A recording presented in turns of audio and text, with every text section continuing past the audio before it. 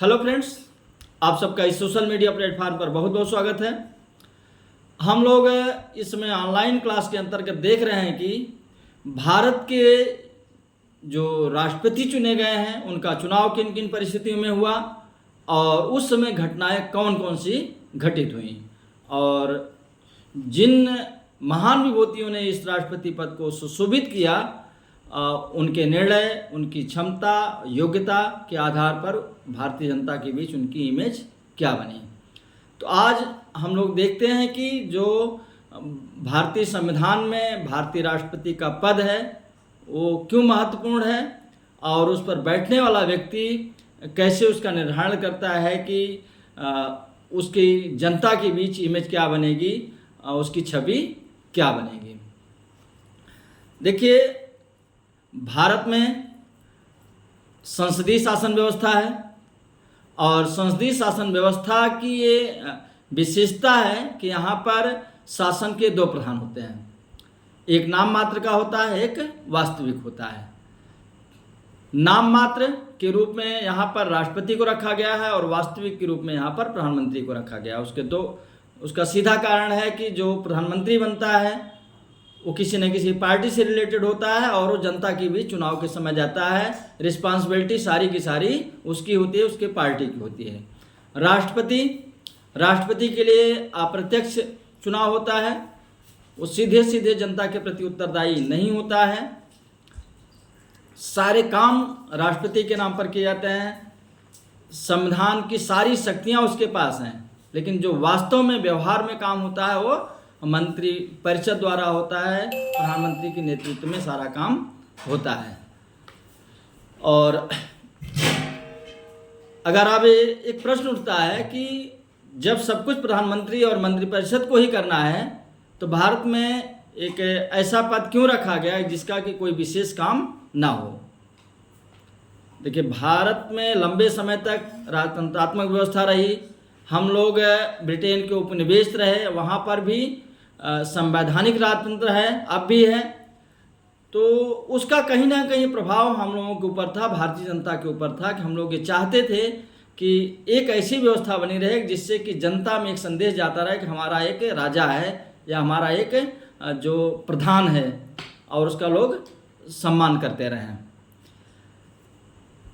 इस ढंग से देखिए तो भारत में जब 1950 में गणतंत्र की स्थापना होती है तो उसके बाद ही यहाँ पर तुरंत राष्ट्रपति पद भी क्या होता है, सामने आता है। डॉक्टर राजेंद्र प्रसाद जी पहले राष्ट्रपति बनते हैं, पहले अंतरिम बनते हैं, फिर चुनाव के माध्यम से वो 2 बार राष्ट्रपति बनते हैं। अब जो हमारा संविधान है उसके अगर भाग 5 में देखें तो स्पष्ट रूप से लिखा गया है कि अनुच्छेद 52 से 62 तक राष्ट्रपति के बारे में स्पष्ट चीज़ें लिखी गई कि भारत का एक राष्ट्रपति होगा, वह अपने अधीनस्थों द्वारा अपने कार्यों स्वयं करेगा या अपने अधीनस्थों द्वारा अपने कार्य को संपन्न कराएंगे। और एक जगह लिखा गया है कि जितने भी कार्य होंगे शासन संबंधी सभी राष्ट्रपति के नाम पर किए जाएंगे। तो ये चीज़ें हैं, लेकिन कोई भी ऐसा अनुच्छेद नहीं है जो कि राष्ट्रपति से अछूता हो, क्योंकि वो संवैधानिक प्रधान हैं। तो संविधान की जितने भी अनुसूचियां हैं, जितने भी अनुच्छेद हैं, सब उनसे रिलेटेड हैं। अब बात यह आती है कि जब नाम मात्र के प्रधान हैं तो अगर जनता के बीच चला जाए संदेश कि केवल नाम मात्र के हैं तो उनका सम्मान लोग क्यों करेंगे। तो मैं जहाँ तक एनालिसिस किया हूँ कि इस पद को सुशोभित करने वाला जो व्यक्ति होगा उसकी जो योग्यता क्षमता होगी, निर्णय लेने की जो उसकी क्षमता होगी, उसका व्यक्तित्व किस प्रकार का है, किस प्रकार का उस समय राजनीतिक माहौल है और उस माहौल में वो अपने आप को एडजस्ट कैसे कर रहे हैं, तो निश्चित रूप से क्या होगा, उनका जो अद्भुत व्यक्तित्व होगा वो जनता के बीच उनकी छवि को अच्छी बनाएगा। और अगर आप के अंदर वो निर्णय लेने की क्षमता नहीं है, किसी आप दबाव में काम कर रहे हैं, तो आपकी इमेज जनता के बीच नहीं बनेगी। शुरू में देखा जाए तो पंडित जवाहरलाल नेहरू और डॉक्टर राजेंद्र प्रसाद दोनों लोग एक साथ काम करना शुरू करते हैं, दोनों का ईगो भी टकराता है और कहीं से भी डॉक्टर आजिम साहब कमज़ोर नहीं पड़ते हैं, क्योंकि वो एकदम पैनी नज़र रखते हैं सरकार की सारी गतिविधियों पर। और उसी का नतीजा था कि दोनों के संबंध क्या हो गए थे, बहुत अच्छे नहीं रह गए थे। उसके बाद आगे हम देखें तो 1977 से 1980 के बीच की स्थिति पर हम नज़र डालते हैं। 1977 में क्या हो रहा है, लोकसभा चुनाव हो रहा है, कांग्रेस हार रही है, जनता पार्टी जीत करके आ रही है, और जो बहुत सारे नेता थे एक साथ जुटे थे, जनता पार्टी बनाई थी, उसमें नीलम संजीव रेड्डी जी भी थे, जो कि 1969 का चुनाव अधिकृत प्रत्याशी रहते हुए भी चुनाव हार चुके थे। तो एक बड़े नेता थे, कांग्रेस से अलग होकर के आए थे, उनके मन में भी इच्छा थी कि उन्हें इन बदली हुई परिस्थितियों में क्या किया जाए। जो 1969 में उनका अपमान हुआ था, उन्हें संसदीय दल का नेता ये चुन लिया जाए तो क्या होगा, उस अपमान का बदला ले लिया जाएगा। लेकिन ऐसा हुआ नहीं। मोरारजी देसाई संसदीय दल के नेता बनाए गए और वो देश के प्रधानमंत्री बन गए। तो नीलम संजीव रेड्डी जी निर्विरोध राष्ट्रपति तो बन गए, लेकिन मन में उनके एक कसक थी कि मैं प्रधानमंत्री नहीं बन पाया। लगभग 10-11 महीना मोरारजी देसाई प्रधानमंत्री रहे और बदली परिस्थितियों में उनको इस्तीफा देना पड़ गया। इस्तीफा देने के साथ ही उन्होंने रिक्वेस्ट किया नीलम संजीव रेड्डी जी से कि आप क्या करिए, लोकसभा को भंग कर दीजिए, और अब कोई भी सरकार बनाने की स्थिति में नहीं है। और अब यहीं पर नीलम संजीव रेड्डी ने अपने पावर का प्रयोग किया और उन्होंने मना कर दिया कि नहीं, लोकसभा को भंग नहीं किया जा सकता, अभी हमारे पास ऑप्शन है, मैं ऑप्शन चेक करूंगा। और कांग्रेस के समर्थन से चरण सिंह को भी उन्होंने क्या किया, शपथ दिलवा दी। एक देखिए एकदम यूनिक, कहीं कोई दबाव नहीं, एकदम जबरदस्त तरीके से उन्होंने निर्णय ले लिया। इसी बीच अगर हम देखें तो 74 में जो फखरुद्दीन अली अहमद जी राष्ट्रपति बनते हैं, उनके निर्णय बताते हैं कि वो दबाव से बाहर नहीं आ पाए और उनकी बहुत अच्छी इमेज भारतीय जनता के बीच नहीं बन पाई।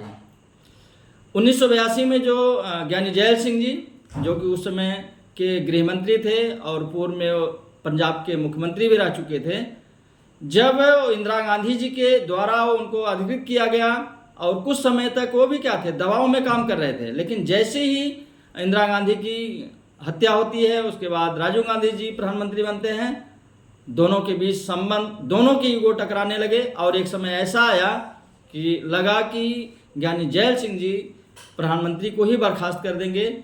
उस समय उन्होंने डाक बिल पर जेबी वीटो का अपना अधिकार भी दिखाया था, जेबी वीटो का प्रयोग भी किया था। और अब आगे अगर हम देखें, अब 1997 में के.आर. नारायणन जी चुने गए, उस समय की देखिए स्थिति क्या हो गई। 96 में संयुक्त मोर्चा की सरकार बन रही है, कमज़ोर सरकार है। पहले बीजेपी की सरकार बनती है, 13 दिन में गिर जाती है, फिर 10 महीना में देवगौड़ा जी हट जाते हैं, फिर 4 महीना इंद्र कुमार गुजराल जी रहते हैं। तो एकदम बदली हुई परिस्थिति है। इस समय जो लोकसभा की स्थिति बड़ी खराब है। जब भी लोकसभा में स्थिति खराब होगी, किसी भी पार्टी को बहुमत नहीं होगा या ढुलमुल रवैया दलों का होगा, तो राष्ट्रपति उस समय क्या होंगे, ज़्यादा प्रभावी हो जाएंगे। तो अब इस समय क्या क्या घटनाएं हो रही हैं। एक तो के.आर. नारायणन, उत्तर प्रदेश में सरकार जो गिराने की घटना हुई उसमें उन्होंने सही कदम उठाया। और 1998 में उन्होंने अटल बिहारी वाजपेयी जी जो उसमें प्रधानमंत्री थे, राष्ट्रपति ने कहा कि आप विश्वास मत हासिल कीजिए, मुझे महसूस हो रहा है कि आपके पास विश्वास नहीं है, आपके पास पर्याप्त सदस्य संख्या नहीं है, बहुमत नहीं है, और आप अपना बहुमत सिद्ध कीजिए। आज की परिस्थिति में राष्ट्रपति ये नहीं कर सकता। और अटल बिहारी वाजपेयी जी को बहुमत सिद्ध करना पड़ा और वो एक वोट से उनकी सरकार चली गई। फिर 99 में चुनाव होता है। और इसी ढंग से देखिए एपीजे अब्दुल कलाम, जब वो राष्ट्रपति थे, उनके समय में भी कई ऐसे निर्णय आए कि जो सरकार थी, जो प्रधानमंत्री थे, उनकी मंत्रिपरिषद थी, कहीं ना कहीं वो आत्मसमर्पण करते हुए नज़र आ रहे थे। फिर उसके बाद यूपीए की सरकार आती है, प्रतिभा पाटिल जी राष्ट्रपति बनती हैं। कोई यूनिक निर्णय उनका सामने नहीं आता है। फिर 2012 में प्रणब मुखर्जी जी, जो कि पहले के वित्त मंत्री रहे थे, वो राष्ट्रपति बनते हैं। तो उन्होंने भी अपनी कार्यक्षमता, अपने निर्णय के बल पर अपना नाम रोशन किया, जनता के बीच एक बहुत अच्छी छवि बनाई।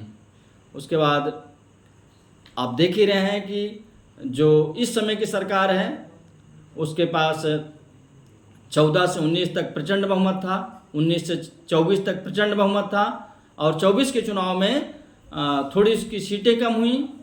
और इस समय ऐसी स्थिति नहीं कि राष्ट्रपति कुछ भी ऐसा कर लें कि सरकार को प्रभावित कर सकें। तो मेरे कहने का सीधा सीधा तात्पर्य है कि इस पद पर जो भी व्यक्ति बैठ रहा है कितना विवेकवान है, कितना दूरदर्शी है, कितना वो निरपेक्ष है, तभी उसकी अच्छी इमेज बनेगी। अन्यथा राजनीति का जो एक पूरा अध्याय है उसमें सिमटता चला जाता है, उसकी कोई अच्छी इमेज नहीं बन पाती है। ठीक है, बस आज इतना है। Thank you.